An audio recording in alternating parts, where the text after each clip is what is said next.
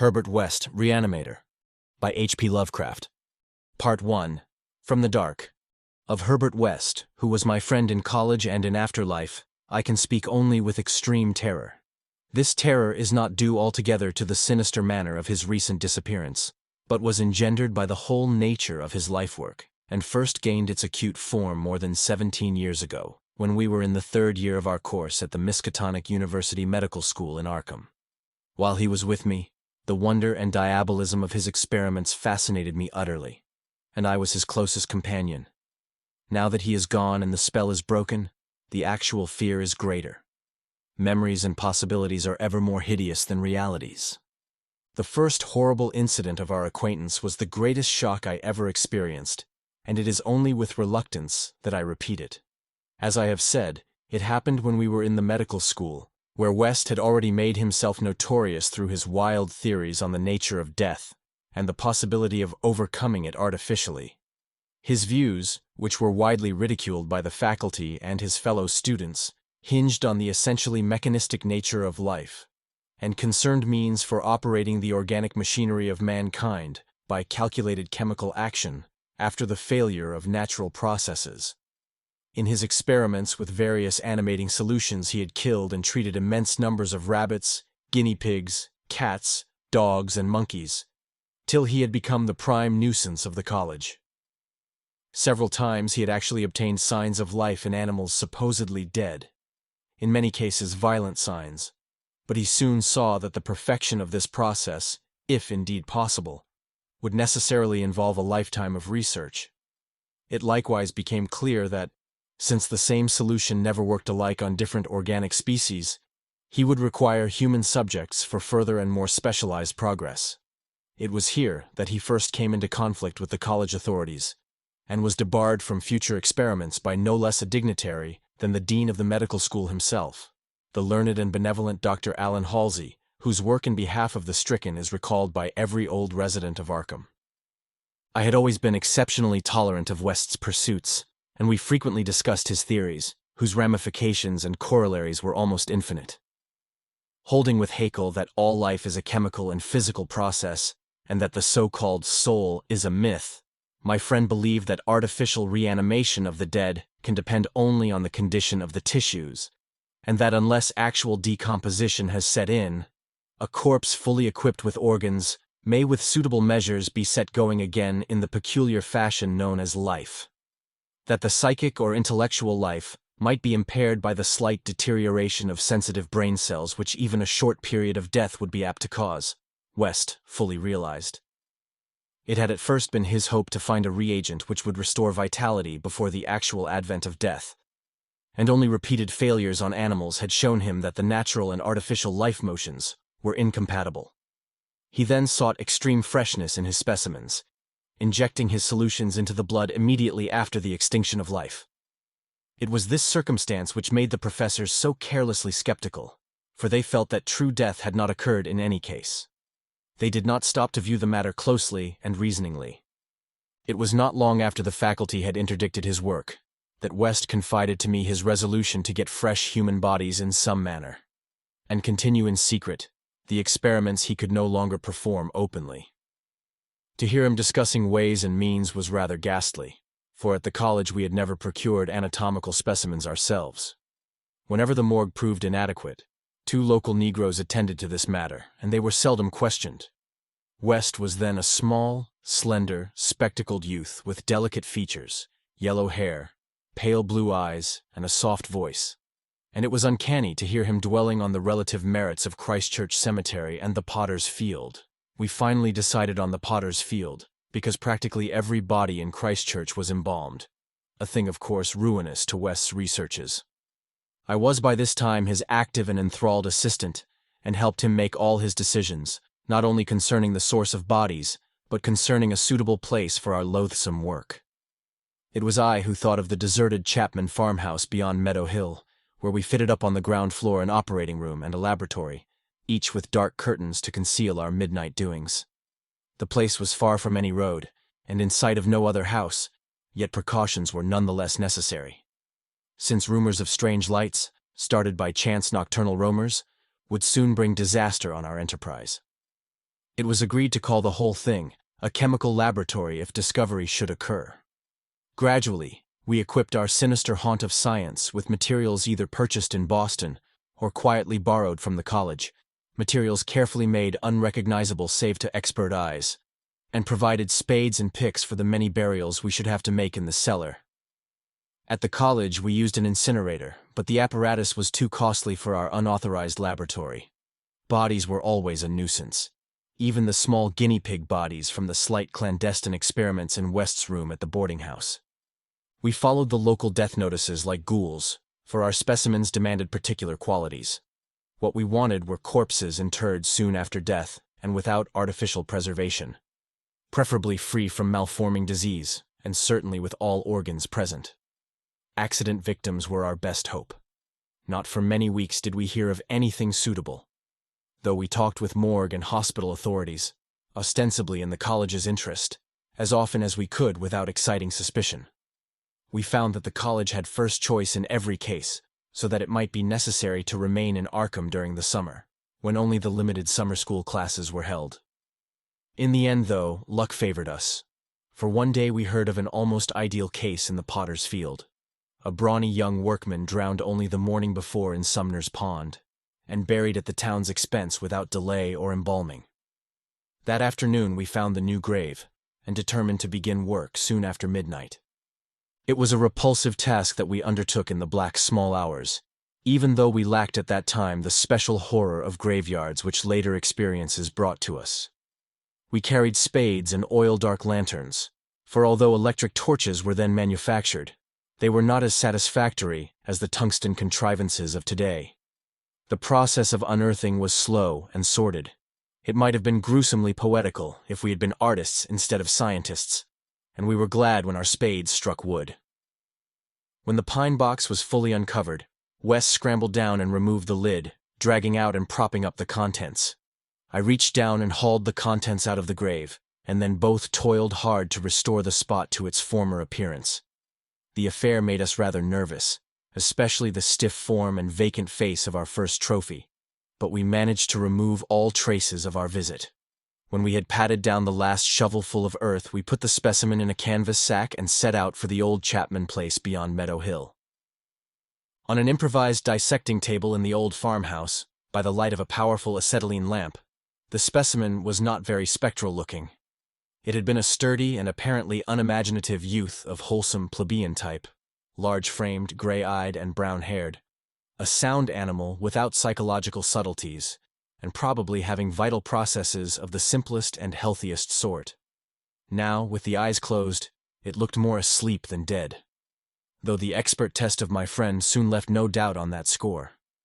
We had at last what West had always longed for, a real dead man of the ideal kind, ready for the solution as prepared according to the most careful calculations and theories for human use. The tension on our part became very great. We knew that there was scarcely a chance for anything like complete success, and could not avoid hideous fears at possible grotesque results of partial animation. Especially were we apprehensive concerning the mind and impulses of the creature, since in the space following death, some of the more delicate cerebral cells might well have suffered deterioration. I, myself, still held some curious notions about the traditional soul of man, and felt an awe at the secrets that might be told by one returning from the dead. I wondered what sights this placid youth might have seen in inaccessible spheres, and what he could relate if fully restored to life. But my wonder was not overwhelming, since for the most part I shared the materialism of my friend. He was calmer than I as he forced a large quantity of his fluid into a vein of the body's arm, immediately binding the incision securely. The waiting was gruesome, but West never faltered. Every now and then he applied his stethoscope to the specimen, and bore the negative results philosophically. After about 3/4 of an hour without the least sign of life, he disappointedly pronounced the solution inadequate, but determined to make the most of his opportunity and try one change in the formula before disposing of his ghastly prize. We had that afternoon dug a grave in the cellar, and would have to fill it by dawn. For although we had fixed a lock on the house, we wished to shun even the remotest risk of a ghoulish discovery. Besides, the body would not be even approximately fresh the next night. So taking the solitary acetylene lamp into the adjacent laboratory, we left our silent guest on the slab in the dark, and bent every energy to the mixing of a new solution. The weighing and measuring supervised by West with an almost fanatical care. The awful event was very sudden and wholly unexpected. I was pouring something from one test tube to another, and West was busy over the alcohol blast lamp which had to answer for a Bunsen burner in this gasless edifice, when from the pitch-black room we had left there burst the most appalling and demoniac succession of cries that either of us had ever heard. Not more unutterable could have been the chaos of hellish sound if the pit itself had opened to release the agony of the damned, for in one inconceivable cacophony was centered all the supernal terror and unnatural despair of animate nature. Human it could not have been. It is not in man to make such sounds. And without a thought of our late employment or its possible discovery, both West and I leapt to the nearest window like stricken animals, overturning tubes, lamp and retorts, and vaulting madly into the starred abyss of the rural night. I think we screamed ourselves as we stumbled frantically toward the town, though as we reached the outskirts we put on a semblance of restraint, just enough to seem like belated revelers staggering home from a debauch. We did not separate, but managed to get to West's room, where we whispered with the gas up until dawn. By then, we had calmed ourselves a little with rational theories and plans for investigation, so that we could sleep through the day, classes being disregarded. But that evening, 2 items in the paper, wholly unrelated, made it again impossible for us to sleep. The old deserted Chapman house had inexplicably burned to an amorphous heap of ashes that we could understand because of the upset lamp. Also, an attempt had been made to disturb a new grave in the potter's field, as if by futile and spadeless clawing at the earth. That we could not understand, for we had patted down the mold very carefully, and for 17 years after that West would look frequently over his shoulder and complain of fancied footsteps behind him. Now he has disappeared. Part 2. The Plague-Daemon. I shall never forget that hideous summer 16 years ago, when like a noxious Afrite from the halls of Eblis typhoid stalked leeringly through Arkham. It is by that satanic scourge that most recall the year, for truly terror brooded with bat wings over the piles of coffins in the tombs of Christchurch Cemetery. Yet for me there is a greater horror in that time, a horror known to me alone now that Herbert West has disappeared. West and I were doing postgraduate work in summer classes at the medical school of Miskatonic University, and my friend had attained a wide notoriety because of his experiments leading toward the revivification of the dead. After the scientific slaughter of uncounted small animals, the freakish work had ostensibly stopped by order of our skeptical dean, Dr. Allen Halsey, though West had continued to perform certain secret tests in his dingy boarding-house room, and had on one terrible and unforgettable occasion taken a human body from its grave in the potter's field to a deserted farmhouse beyond Meadow Hill. I was with him on that odious occasion, and saw him inject into the still veins the elixir which he thought would to some extent restore life's chemical and physical processes. It had ended horribly, in a delirium of fear which we gradually came to attribute to our own overwrought nerves, and West had never afterward been able to shake off a maddening sensation of being haunted and hunted. The body had not been quite fresh enough. It is obvious that to restore normal mental attributes a body must be very fresh indeed, and a burning of the old house had prevented us from burying the thing. It would have been better if we could have known it was underground. After that experience, West had dropped his researches for some time, but as the zeal of the born scientist slowly returned, he again became importunate with the college faculty, pleading for the use of the dissecting room and of fresh human specimens for the work he regarded as so overwhelmingly important. His pleas, however, were wholly in vain, for the decision of Dr. Halsey was inflexible, and the other professors all endorsed the verdict of their leader. In the radical theory of reanimation, they saw nothing but the immature vagaries of a youthful enthusiast whose slight form, yellow hair, spectacled blue eyes, and soft voice gave no hint of the supernormal, almost diabolical power of the cold brain within. I can see him now as he was then, and I shiver. He grew sterner of face, but never elderly, and now Sefton Asylum has had the mishap, and West has vanished. West clashed disagreeably with Dr. Halsey near the end of our last undergraduate term, in a wordy dispute that did less credit to him than to the kindly dean in point of courtesy. He felt that he was needlessly and irrationally retarded in a supremely great work. A work which he could of course conduct to suit himself in later years, but which he wished to begin while still possessed of the exceptional facilities of the university. That the tradition-bound elders should ignore his singular results on animals and persist in their denial of the possibility of reanimation was inexpressibly disgusting and almost incomprehensible to a youth of West's logical temperament. Only greater maturity could help him understand the chronic mental limitations of the professor-doctor type, the product of generations of pathetic puritanism. Kindly, conscientious, and sometimes gentle and amiable, yet always narrow, intolerant, custom-ridden, and lacking in perspective. Age has more charity for these incomplete yet high-souled characters, whose worst real vice is timidity, and who are ultimately punished by general ridicule for their intellectual sins. Sins like Ptolemaism, Calvinism, anti-Darwinism, anti-Nietzscheism, and every sort of Sabbatarianism and sumptuary legislation. West, young despite his marvelous scientific acquirements, had scant patience with good Dr. Halsey and his erudite colleagues, and nursed an increasing resentment, coupled with a desire to prove his theories to these obtuse worthies in some striking and dramatic fashion. Like most youths, he indulged in elaborate daydreams of revenge, triumph, and final magnanimous forgiveness. And then had come the scourge, grinning and lethal, from the nightmare caverns of Tartarus. West and I had graduated about the time of its beginning, but had remained for additional work at the summer school, so that we were in Arkham when it broke with full demoniac fury upon the town.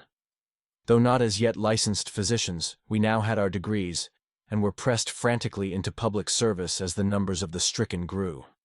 The situation was almost past management, and deaths ensued too frequently for the local undertakers fully to handle. Burials without embalming were made in rapid succession, and even the Christchurch Cemetery receiving tomb was crammed with coffins of the unembalmed dead. This circumstance was not without effect on West, who thought often of the irony of the situation. So many fresh specimens, yet none for his persecuted researches. We were frightfully overworked, and the terrific mental and nervous strain made my friend brood morbidly. But West's gentle enemies were no less harassed with prostrating duties. College had all but closed, and every doctor of the medical faculty was helping to fight the typhoid plague. Dr. Halsey in particular had distinguished himself in sacrificing service, applying his extreme skill with wholehearted energy to cases which many others shunned because of danger or apparent hopelessness. Before a month was over, the fearless dean had become a popular hero, though he seemed unconscious of his fame as he struggled to keep from collapsing with physical fatigue and nervous exhaustion. West could not withhold admiration for the fortitude of his foe, but because of this was even more determined to prove to him the truth of his amazing doctrines. Taking advantage of the disorganization of both college work and municipal health regulations, he managed to get a recently deceased body smuggled into the university dissecting room one night, and in my presence, injected a new modification of his solution. The thing actually opened its eyes, but only stared at the ceiling with a look of soul-petrifying horror, before collapsing into an inertness from which nothing could rouse it. West said it was not fresh enough. The hot summer air does not favor corpses. That time we were almost caught before we incinerated the thing, and West doubted the advisability of repeating his daring misuse of the college laboratory. The peak of the epidemic was reached in August. West and I were almost dead, and Dr. Halsey did die on the 14th. The students all attended the hasty funeral on the 15th and bought an impressive wreath, though the latter was quite overshadowed by the tributes sent by wealthy Arkham citizens and by the municipality itself. It was almost a public affair, for the dean had surely been a public benefactor. After the entombment we were all somewhat depressed, and spent the afternoon at the bar of the commercial house, where West, though shaken by the death of his chief opponent, chilled the rest of us with references to his notorious theories. Most of the students went home or to various duties as the evening advanced, but West persuaded me to aid him in making a night of it. West's landlady saw us arrive at his room about 2 a.m, with a third man between us, and told her husband that we had all evidently dined and wined rather well. Apparently this acidulous matron was right. For about 3 a.m., the whole house was aroused by cries coming from West's room, where when they broke down the door, they found the two of us unconscious on the blood-stained carpet, beaten, scratched, and mauled, and with the broken remnants of West's bottles and instruments around us. Only an open window told what had become of our assailant, and many wondered how he himself had fared after the terrific leap from the second story to the lawn which he must have made. There were some strange garments in the room, but West, upon regaining consciousness, said they did not belong to the stranger, but were specimens collected for bacteriological analysis in the course of investigations on the transmission of germ diseases. He ordered them burnt as soon as possible in the capacious fireplace. To the police we both declared ignorance of our late companion's identity. He was, West nervously said, a congenial stranger whom we had met at some downtown bar of uncertain location. We had all been rather jovial, and West and I did not wish to have our pugnacious companion hunted down. That same night saw the beginning of the second Arkham horror, the horror that to me eclipsed the plague itself. Christ Church Cemetery was the scene of a terrible killing, a watchman having been clawed to death in a manner not only too hideous for description, but raising a doubt as to the human agency of the deed. The victim had been seen alive considerably after midnight. The dawn revealed the unutterable thing. The manager of a circus at the neighboring town of Bolton was questioned, but he swore that no beast had at any time escaped from its cage. Those who found the body noted a trail of blood leading to the receiving tomb, where a small pool of red lay on the concrete just outside the gate. A fainter trail led away toward the woods, but it soon gave out. The next night devils danced on the roofs of Arkham, and unnatural madness howled in the wind. Through the fevered town had crept a curse which some said was greater than the plague, and which some whispered was the embodied demon soul of the plague itself. 8 houses were entered by a nameless thing which strewed red death in its wake. In all, 17 maimed and shapeless remnants of bodies were left behind by the voiceless, sadistic monster that crept abroad. A few persons had half seen it in the dark, and said it was white and like a malformed ape or anthropomorphic fiend. It had not left behind quite all that it had attacked, for sometimes it had been hungry. The number it had killed was 14. 3 of the bodies had been in stricken homes and had not been alive. On the 3rd night, frantic bands of searchers, led by the police, captured it in a house on Crane Street near the Miskatonic campus. They had organized the quest with care, keeping in touch by means of volunteer telephone stations, and when someone in the college district had reported hearing a scratching at a shuttered window, the net was quickly spread.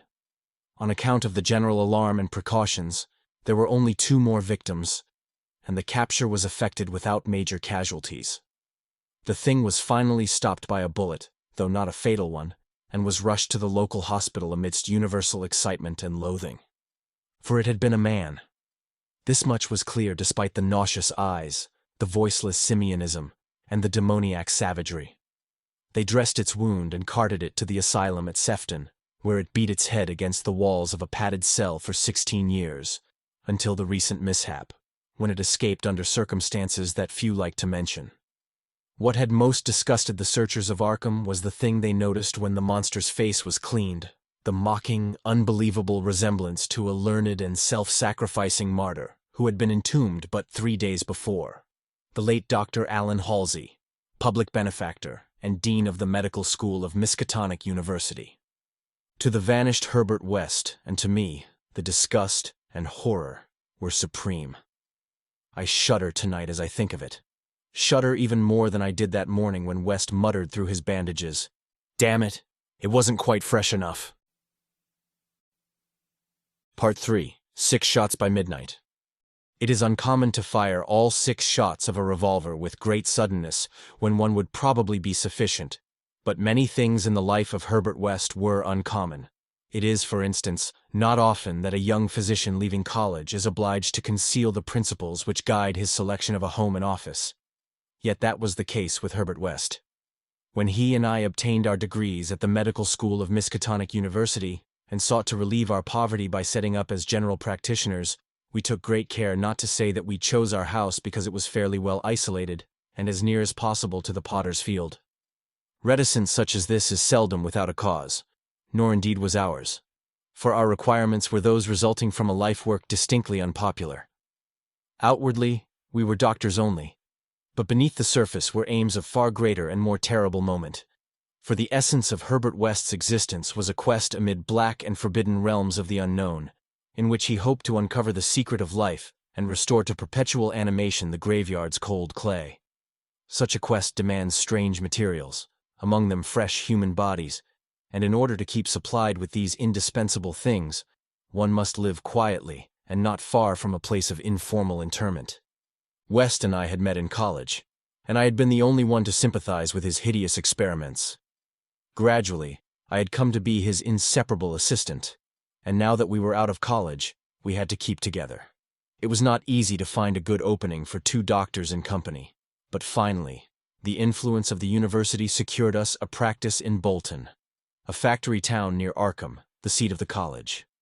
The Bolton worsted mills are the largest in the Miskatonic Valley, and their polyglot employees are never popular as patients with the local physicians.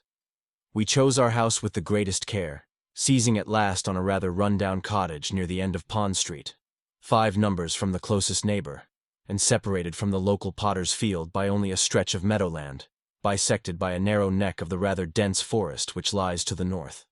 The distance was greater than we wished, but we could get no nearer house without going on the other side of the field, wholly out of the factory district. We were not much displeased, however, since there were no people between us and our sinister source of supplies. The walk was a trifle long, but we could haul our silent specimens undisturbed. Our practice was surprisingly large from the very first, large enough to please most young doctors, and large enough to prove a bore and a burden to students whose real interest lay elsewhere. The mill hands were of somewhat turbulent inclinations, and besides their many natural needs, their frequent clashes and stabbing affrays gave us plenty to do. But what actually absorbed our minds was the secret laboratory we had fitted up in the cellar, the laboratory with the long table under the electric lights, where in the small hours of the morning we often injected West's various solutions into the veins of the things we dragged from the potter's field. West was experimenting madly to find something which would start man's vital motions anew after they had been stopped by the thing we called death, but had encountered the most ghastly obstacles. The solution had to be differently compounded for different types. What would serve for guinea pigs would not serve for human beings, and different human specimens required large modifications.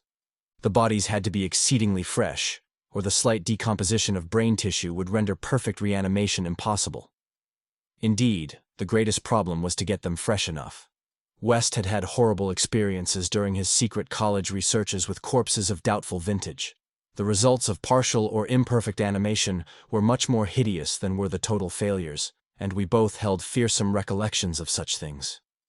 Ever since our first demoniac session in the deserted farmhouse on Meadow Hill in Arkham, we had felt a brooding menace, and West, though a calm, blonde, blue-eyed scientific automaton in most respects, often confessed to a shuddering sensation of stealthy pursuit.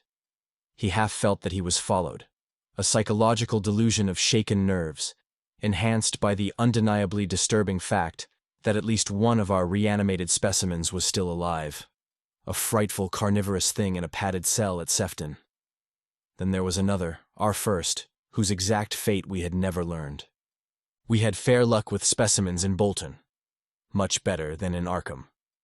We had not been settled a week before we got an accident victim on the very night of burial, and made it open its eyes with an amazingly rational expression before the solution failed. It had lost an arm. If it had been a perfect body, we might have succeeded better. Between then and the next January, we secured 3 more. 1 total failure, 1 case of marked muscular motion, and 1 rather shivery thing. It rose of itself and uttered a sound. Then came a period when luck was poor. Interments fell off, and those that did occur were of specimens either too diseased or too maimed for use. We kept track of all the deaths and their circumstances with systematic care. One March night, however, we unexpectedly obtained a specimen which did not come from the potter's field.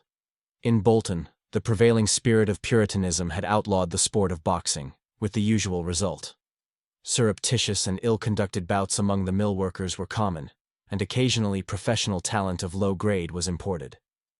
This late winter night there had been such a match, evidently with disastrous results, since 2 timorous Poles had come to us with incoherently whispered entreaties to attend to a very secret and desperate case. We followed them to an abandoned barn, where the remnants of a crowd of frightened foreigners were watching a silent black form on the floor. The match had been between Kid O'Brien, a lubberly and now quaking youth with a most un-Hibernian hooked nose, and Buck Robinson, the Harlem Smoke. The Negro had been knocked out, and a moment's examination showed us that he would permanently remain so. He was a loathsome, gorilla-like thing, with abnormally long arms which I could not help calling for legs, and a face that conjured up thoughts of unspeakable Congo secrets and tom-tom poundings under an eerie moon. The body must have looked even worse in life, but the world holds many ugly things. Fear was upon the whole pitiful crowd, for they did not know what the law would exact of them if the affair were not hushed up, and they were grateful when West, in spite of my involuntary shudders, offered to get rid of the thing quietly, for a purpose I knew too well.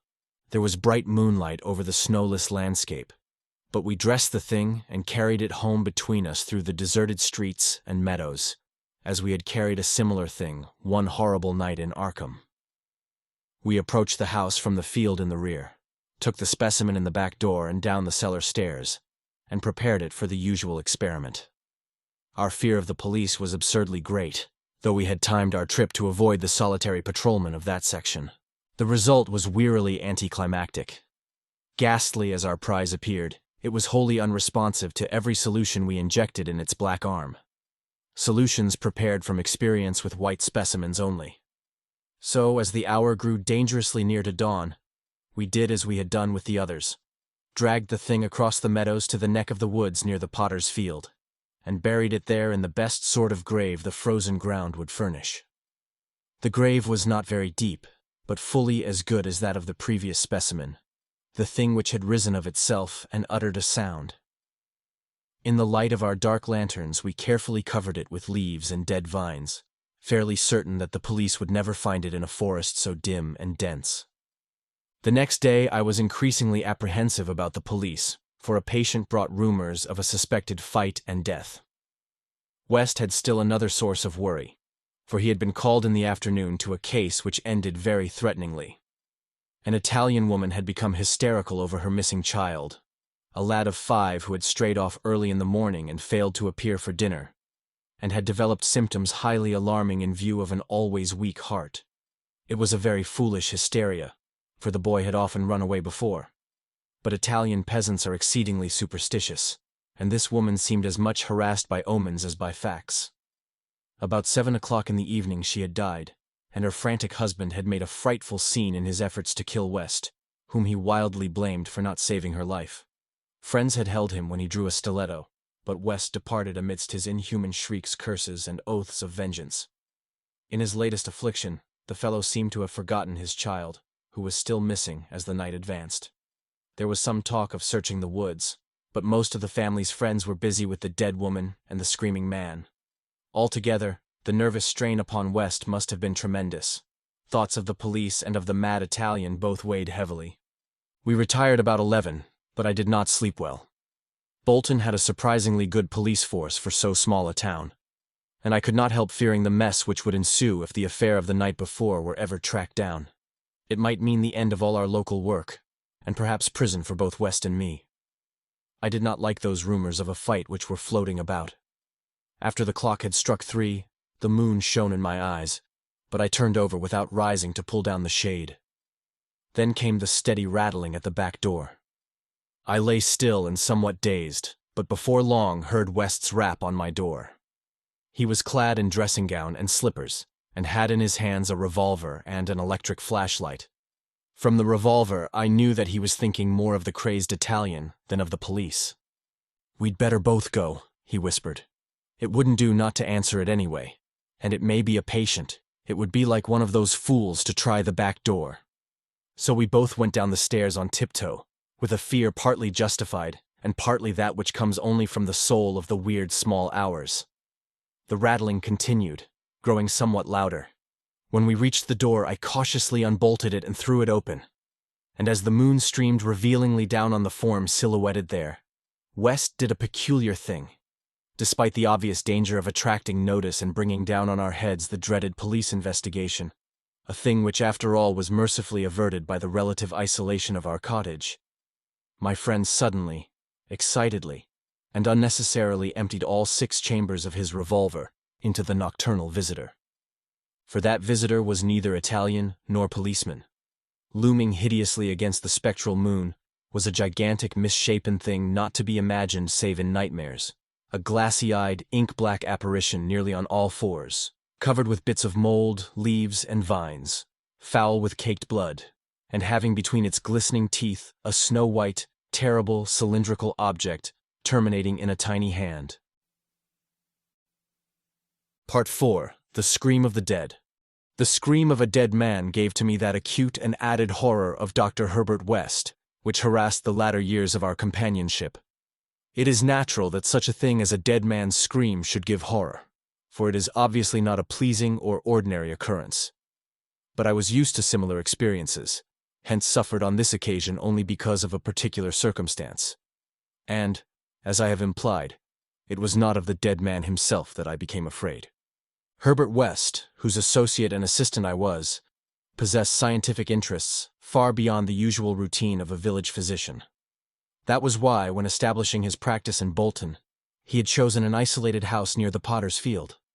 Briefly and brutally stated, West's sole absorbing interest was a secret study of the phenomena of life and its cessation, leading toward the reanimation of the dead through injections of an excitant solution. For this ghastly experimenting, it was necessary to have a constant supply of very fresh human bodies. Very fresh, because even the least decay hopelessly damaged the brain structure. And human because we found that the solution had to be compounded differently for different types of organisms. Scores of rabbits and guinea pigs had been killed and treated, but their trail was a blind one. West had never fully succeeded because he had never been able to secure a corpse sufficiently fresh.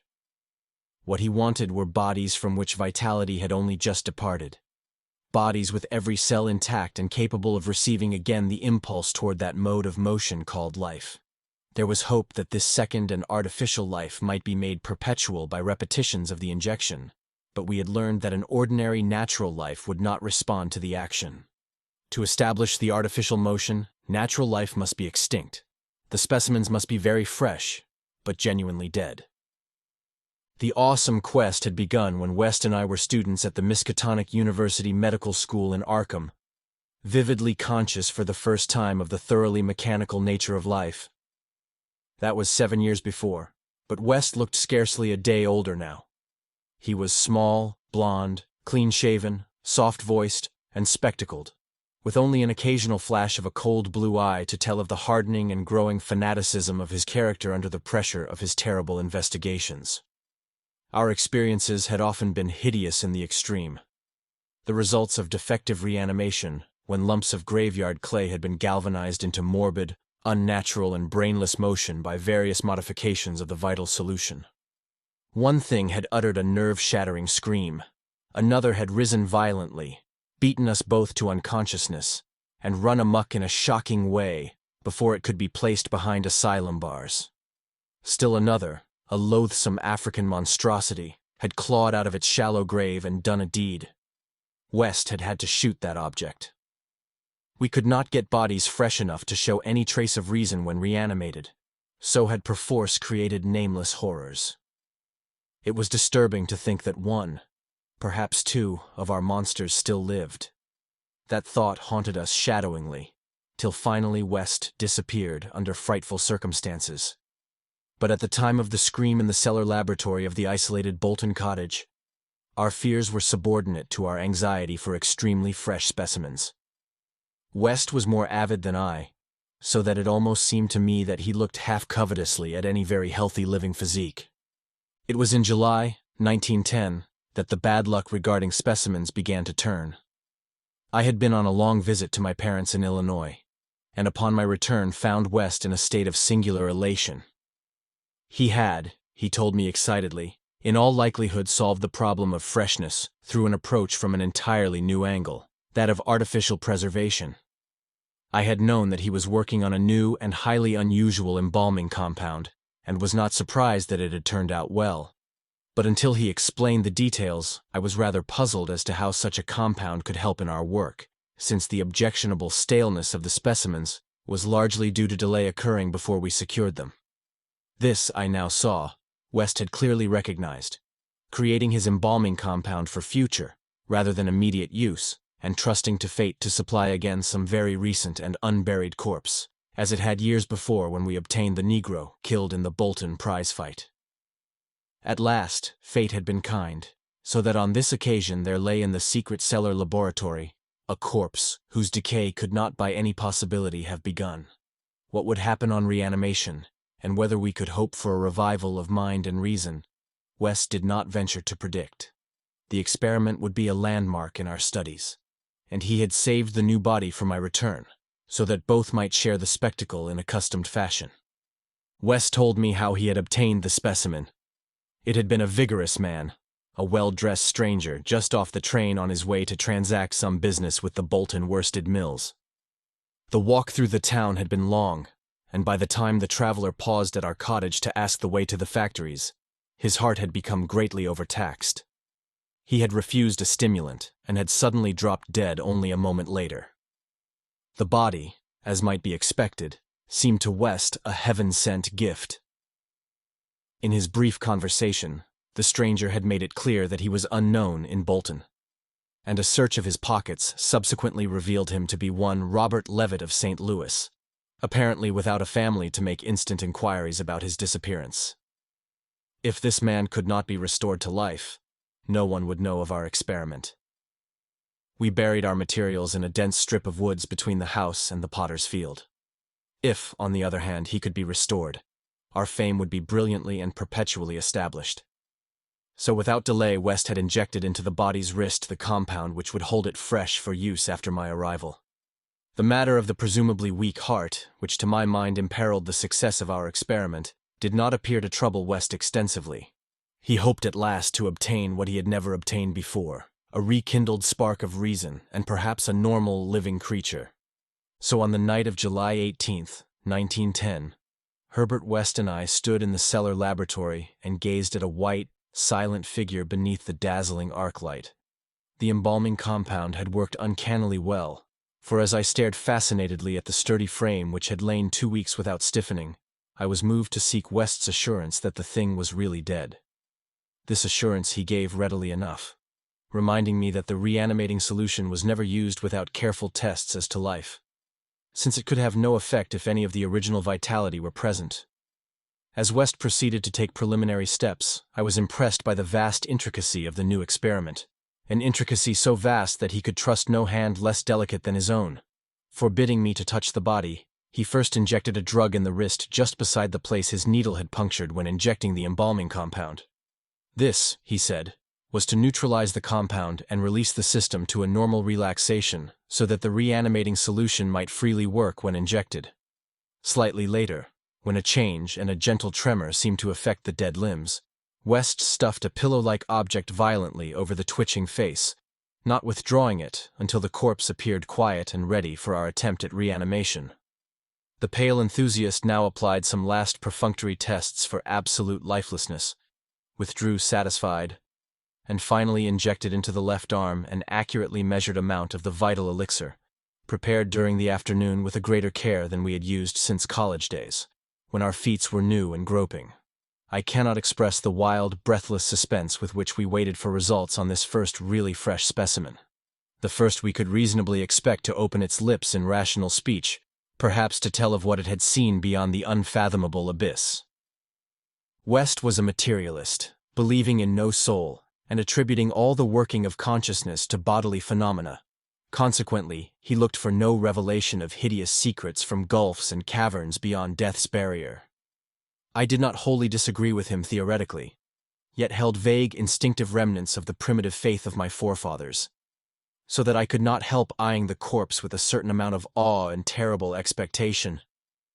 Besides, I could not extract from my memory that hideous, inhuman shriek we heard on the night we tried our first experiment in the deserted farmhouse at Arkham.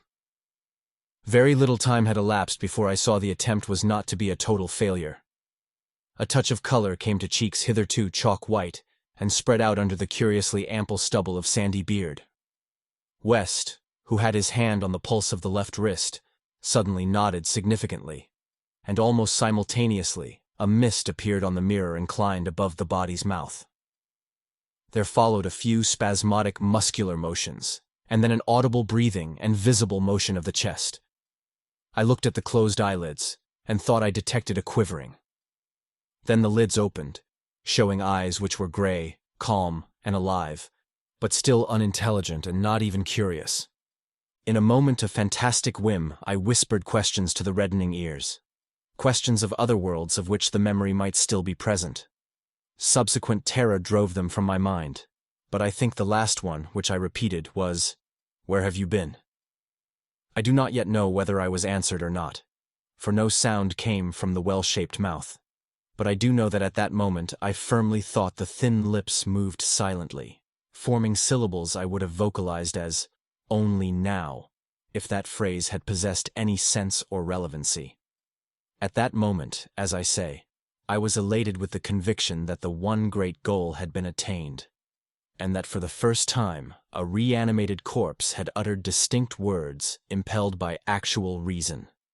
In the next moment, there was no doubt about the triumph, no doubt that the solution had truly accomplished, at least temporarily, its full mission of restoring rational and articulate life to the dead.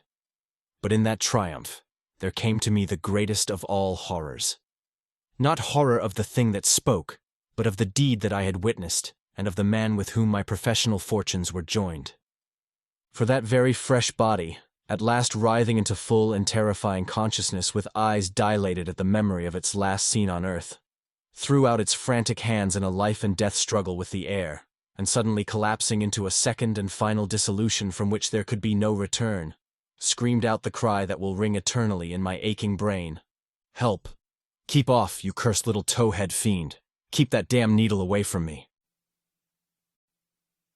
Part 5. The Horror from the Shadows. Many men have related hideous things, not mentioned in print, which happened on the battlefields of the Great War. Some of these things have made me faint, others have convulsed me with devastating nausea, while still others have made me tremble and look behind me in the dark. Yet despite the worst of them, I believe I can myself relate the most hideous thing of all. The shocking, the unnatural, the unbelievable horror from the shadows.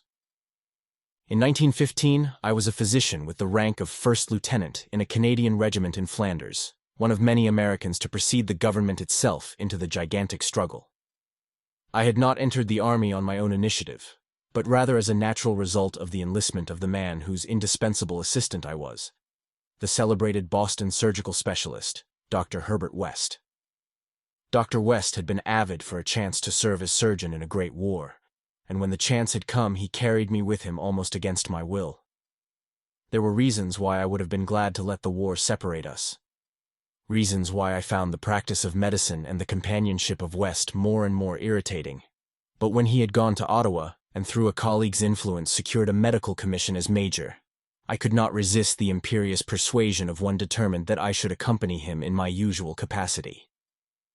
When I say that Dr. West was avid to serve in battle, I do not mean to imply that he was either naturally warlike or anxious for the safety of civilization. Always an ice-cold intellectual machine, slight, blonde, blue-eyed, and spectacled. I think he secretly sneered at my occasional martial enthusiasms and censures of supine neutrality. There was, however, something he wanted in embattled Flanders, and in order to secure it, he had to assume a military exterior. What he wanted was not a thing which many persons want, but something connected with the peculiar branch of medical science which he had chosen quite clandestinely to follow, and in which he had achieved amazing and occasionally hideous results. It was, in fact, nothing more or less than an abundant supply of freshly killed men in every stage of dismemberment. Herbert West needed fresh bodies because his life work was the reanimation of the dead. This work was not known to the fashionable clientele who had so swiftly built up his fame after his arrival in Boston, but was only too well known to me, who had been his closest friend and sole assistant since the old days in Miskatonic University Medical School at Arkham. It was in those college days that he had begun his terrible experiments, first on small animals and then on human bodies shockingly obtained. There was a solution which he injected into the veins of dead things, and if they were fresh enough, they responded in strange ways. He had had much trouble in discovering the proper formula, for each type of organism was found to need a stimulus, especially adapted to it. Terror stalked him when he reflected on his partial failures, nameless things resulting from imperfect solutions or from bodies insufficiently fresh. A certain number of these failures had remained alive. One was in an asylum while others had vanished. and as he thought of conceivable yet virtually impossible eventualities, he often shivered beneath his usual stolidity. West had soon learned that absolute freshness was the prime requisite for useful specimens, and had accordingly resorted to frightful and unnatural expedients in body snatching. In college, and during our early practice together in the factory town of Bolton, my attitude toward him had been largely one of fascinated admiration, but as his boldness in methods grew, I began to develop a gnawing fear. I did not like the way he looked at healthy living bodies. And then there came a nightmarish session in the cellar laboratory, when I learned that a certain specimen had been a living body when he secured it. That was the first time he had ever been able to revive the quality of rational thought in a corpse. And his success, obtained at such a loathsome cost, had completely hardened him. Of his methods in the intervening 5 years I dare not speak. I was held to him by sheer force of fear, and witnessed sights that no human tongue could repeat. Gradually, I came to find Herbert West himself more horrible than anything he did. That was when it dawned on me that his once normal scientific zeal for prolonging life had subtly degenerated into a mere morbid and ghoulish curiosity and secret sense of charnel picturesqueness. His interest became a hellish and perverse addiction to the repellently and fiendishly abnormal. He gloated calmly over artificial monstrosities which would make most healthy men drop dead from fright and disgust. He became, behind his pallid intellectuality, a fastidious Baudelaire of physical experiment, a languid Elagabalus of the tombs. Dangers he met unflinchingly, crimes he committed unmoved. I think the climax came when he had proved his point that rational life can be restored, and had sought new worlds to conquer by experimenting on the reanimation of detached parts of bodies. He had wild and original ideas on the independent vital properties of organic cells and nerve tissue separated from natural physiological systems, and achieved some hideous preliminary results in the form of never-dying, artificially nourished tissue obtained from the nearly hatched eggs of an indescribable tropical reptile. 2 biological points he was exceedingly anxious to settle. First, whether any amount of consciousness and rational action be possible without the brain, proceeding from the spinal cord and various nerve centers, and second, whether any kind of ethereal, intangible relation distinct from the material cells may exist to link the surgically separated parts of what has previously been a single living organism. All this research work required a prodigious supply of freshly slaughtered human flesh, and that was why Herbert West had entered the Great War. The phantasmal, unmentionable thing occurred one midnight late in March 1915 in a field hospital behind the lines at St. Eloi. I wonder even now if it could have been other than a demoniac dream of delirium.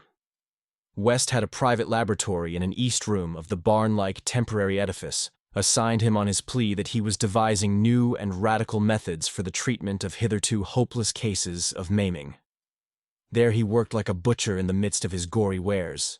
I could never get used to the levity with which he handled and classified certain things.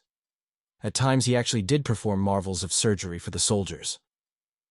But his chief delights were of a less public and philanthropic kind, requiring many explanations of sounds which seemed peculiar even amidst that babble of the damned. Among these sounds were frequent revolver shots, surely not uncommon on a battlefield, but distinctly uncommon in an hospital. Dr. West's reanimated specimens were not meant for long existence or a large audience. Besides human tissue, West employed much of the reptile embryo tissue which he had cultivated with such singular results. It was better than human material for maintaining life in organless fragments, and that was now my friend's chief activity.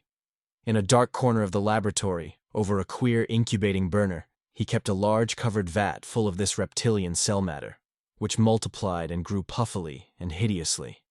On the night of which I speak, we had a splendid new specimen, a man at once physically powerful and of such high mentality that a sensitive nervous system was assured. It was rather ironic, for he was the officer who had helped West to his commission, and who was now to have been our associate. Moreover, he had in the past secretly studied the theory of reanimation to some extent under West. Major Sir Eric Moreland Clapham Lee, DSO, was the greatest surgeon in our division, and had been hastily assigned to the St. Eloi sector when news of the heavy fighting reached headquarters. He had come in an aeroplane piloted by the intrepid Lieutenant Ronald Hill, only to be shot down when directly over his destination. The fall had been spectacular and awful. Hill was unrecognizable afterward, but the wreck yielded up the great surgeon in a nearly decapitated, but otherwise intact condition. West had greedily seized the lifeless thing which had once been his friend and fellow scholar, and I shuddered when he finished severing the head, placed it in his hellish vat of pulpy reptile tissue to preserve it for future experiments, and proceeded to treat the decapitated body on the operating table. He injected new blood, joined certain veins, arteries, and nerves at the headless neck, and closed the ghastly aperture with engrafted skin from an unidentified specimen which had borne an officer's uniform. I knew what he wanted: to see if this highly organized body could exhibit, without its head, any of the signs of mental life which had distinguished Sir Eric Moreland Clapham Lee. Once a student of reanimation, this silent trunk was now gruesomely called upon to exemplify it.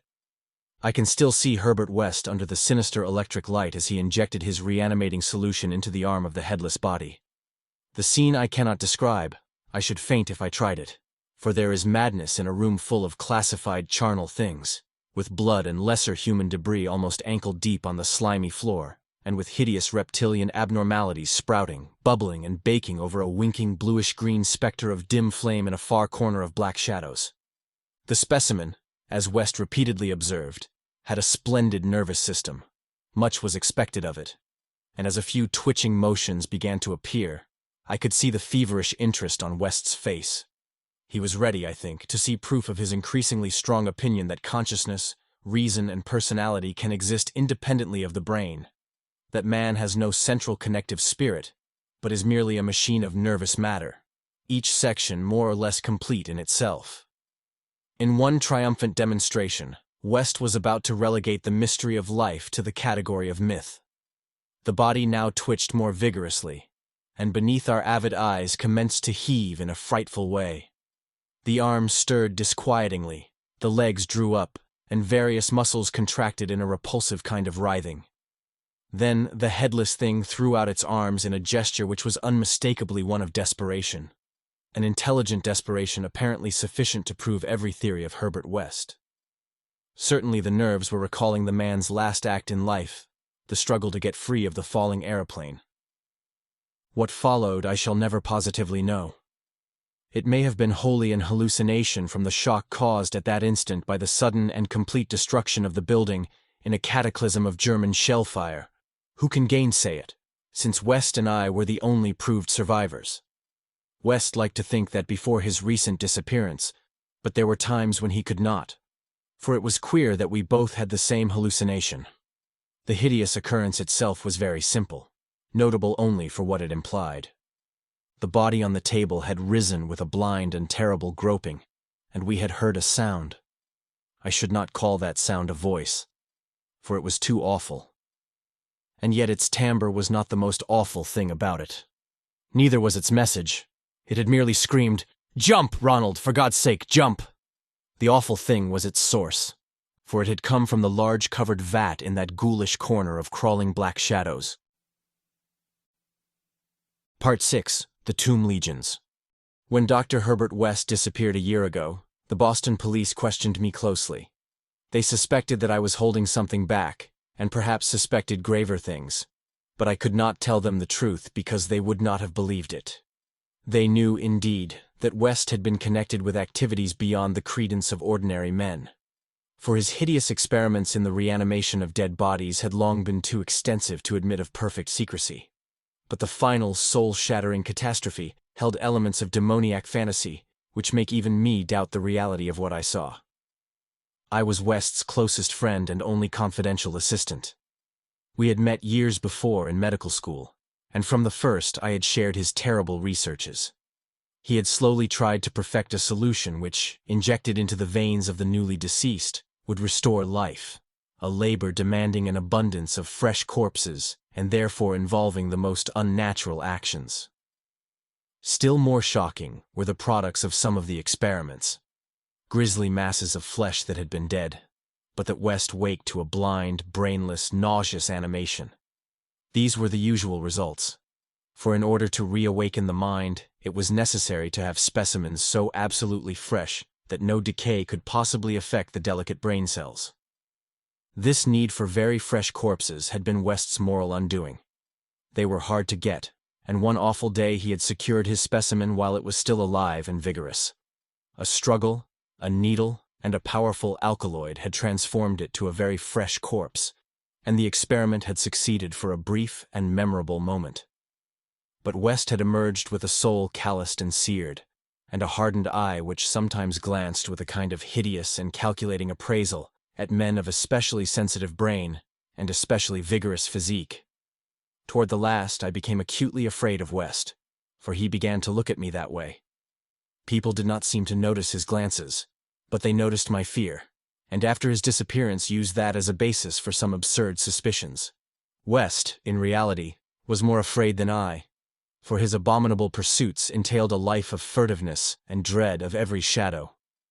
Partly it was the police he feared, but sometimes his nervousness was deeper and more nebulous, touching on certain indescribable things into which he had injected a morbid life, and from which he had not seen that life depart. He usually finished his experiments with a revolver, but a few times he had not been quick enough. There was that first specimen on whose rifled grave marks of clawing were later seen. There was also that Arkham professor's body, which had done cannibal things before it had been captured and thrust unidentified into a madhouse cell at Sefton, where it beat the walls for 16 years. Most of the other possibly surviving results were things less easy to speak of. For in later years, West's scientific zeal had degenerated to an unhealthy and fantastic mania, and he had spent his chief skill in vitalizing not entire human bodies, but isolated parts of bodies, or parts joined to organic matter other than human.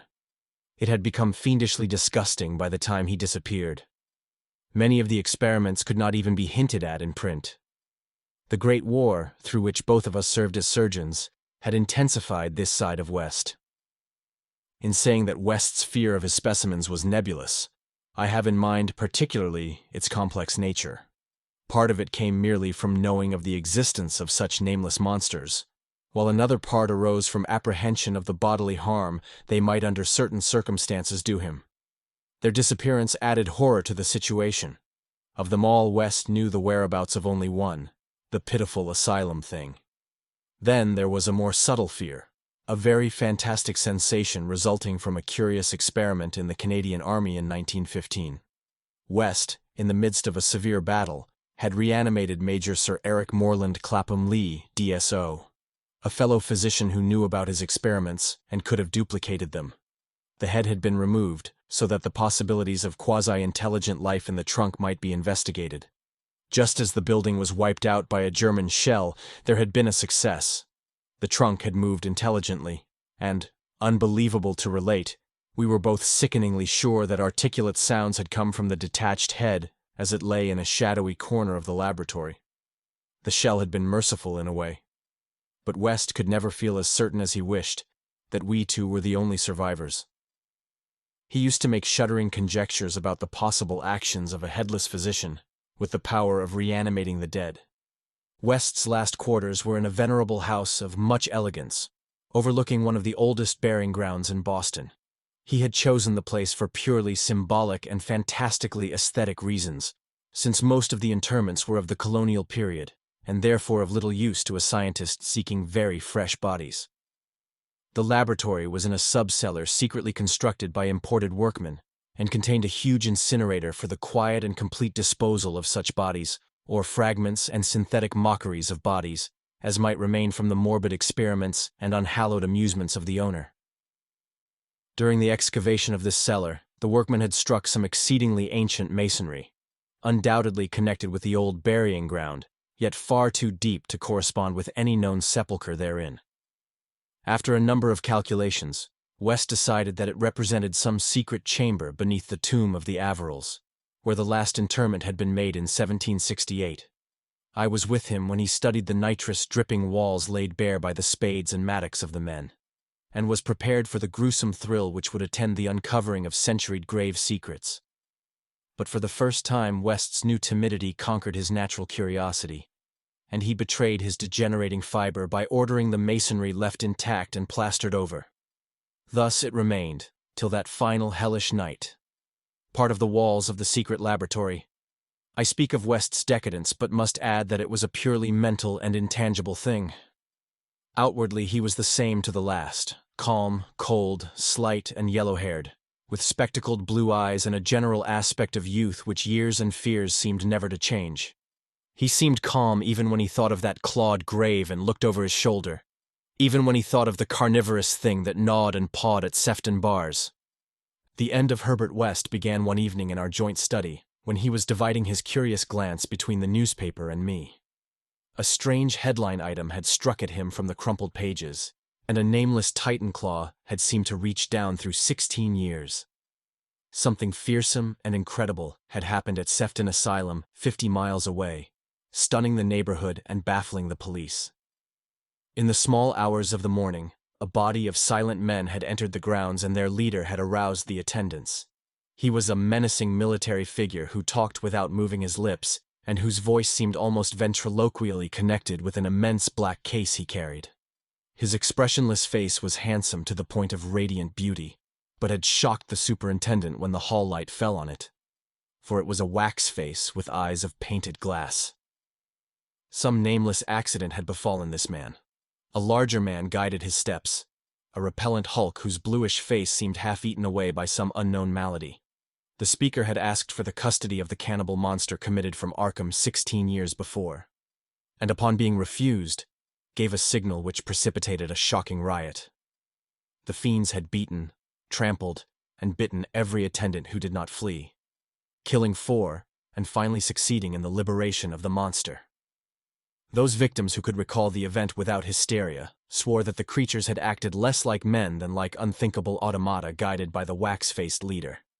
By the time help could be summoned, every trace of the men and of their mad charge had vanished. From the hour of reading this item until midnight, West sat almost paralyzed.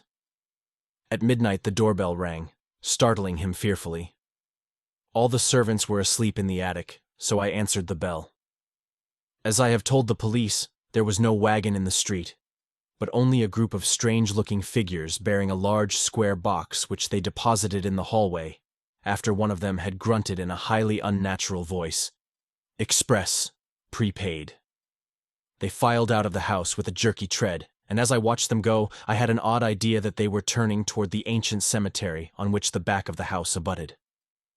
When I slammed the door after them, West came downstairs and looked at the box. It was about 2 feet square and bore West's correct name and present address. It also bore the inscription, "From Eric Moreland Clapham Lee, St. Eloi, Flanders." 6 years before, in Flanders, a shelled hospital had fallen upon the headless reanimated trunk of Dr. Clapham Lee, and upon the detached head which, perhaps, had uttered articulate sounds. West was not even excited now. His condition was more ghastly. Quickly he said, "It's the finish, but let's incinerate. This." We carried the thing down to the laboratory, listening. I do not remember many particulars. You can imagine my state of mind. But it is a vicious lie to say it was Herbert West's body which I put into the incinerator. We both inserted the whole unopened wooden box, closed the door, and started the electricity. Nor did any sound come from the box, after all. It was West who first noticed the falling plaster on that part of the wall where the ancient tomb masonry had been covered up. I was going to run, but he stopped me. Then I saw a small black aperture, felt a ghoulish wind of ice, and smelled the charnel bowels of a putrescent earth. There was no sound, but just then the electric lights went out, and I saw outlined against some phosphorescence of the netherworld a horde of silent toiling things which only insanity, or worse, could create. Their outlines were human, semi-human, fractionally human, and not human at all. The horde was grotesquely heterogeneous. They were removing the stones quietly, one by one from the centuried wall. And then, as the breach became large enough, they came out into the laboratory in single file, led by a stalking thing with a beautiful head made of wax. A sort of mad-eyed monstrosity behind the leader seized on Herbert West. West did not resist or utter a sound. Then they all sprang at him and tore him to pieces before my eyes, bearing the fragments away into that subterranean vault of fabulous abominations. West's head was carried off by the wax-headed leader, who wore a Canadian officer's uniform. As it disappeared, I saw that the blue eyes behind the spectacles were hideously blazing with their first touch of frantic, visible emotion. Servants found me unconscious in the morning. West was gone. The incinerator contained only unidentifiable ashes. Detectives have questioned me, but what can I say? The Sefton tragedy, they will not connect with West. Not that, nor the men with the box, whose existence they deny. I told them of the vault, and they pointed to the unbroken plaster wall and laughed. So I told them no more. They imply that I am a madman or a murderer. Probably I am mad. But I might not be mad if those accursed tomb legions had not been so silent. The end. Best audiobooks for free. Hopes that you have enjoyed this production of Herbert West Reanimator by H.P. Lovecraft. Please like this video and subscribe to our channel on YouTube and Rumble as your like and subscription are the support we need to create more great free content. Please look to our website at bestaudiobooksforfree.com for a complete list of our audiobooks.